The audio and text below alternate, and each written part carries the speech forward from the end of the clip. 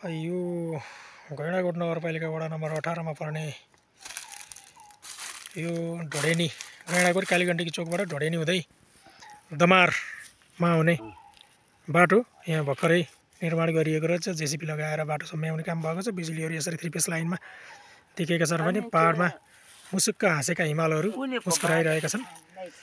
साथै यहाँ उजाड ठाउँ गराइएको छ। यो भरतपुर नगरपालिका वडा नम्बर 23 मा बस्ने एउटा अधिकारी वडा नम्बर 23 तिर बस्ने एउटा दाइको जग्गा हो। यो 2 बिघा क्षेत्रफल बराबरको भने यो देखिएका बुट्यानहरू झाडीहरू भएका यी जग्गाहरू चाहिँ नि मेरो रहेको छ। यो 10 गट्ठा 6.5 रोपनीको क्षेत्रफलमा रहेको छ यो झाडीहरू। यो झाडी सकिएपछि त्योभन्दा माथिपट्टिबाट गाउँहरू घरहरू छन् जहाँ मगर बस्ती रहेको छ भने 215 वटा घरधुरीहरू रहेका छन्।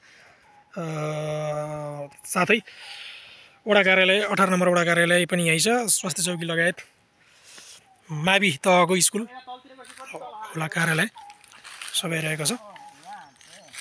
र यहाँ एउटा स्थानीय आमाले थोरै जानकारी यहाँको बारेमा विशेषताको बारेमा भन्नुभएको छ भने मसँग आउनुहुने हाम्रा सामुदायिक सचिवज्यू पनि यही हुनुहुन्छ। मुसुक्क हाँस्दै त्यस रमाइलो ठाउँमा शीतल ठाउँमा आनन्द मनमोहक दृश्यमा लोभिरहेका छौँ हामी। अनि मेरो अनुहार यसरी देख्न सकिन्छ।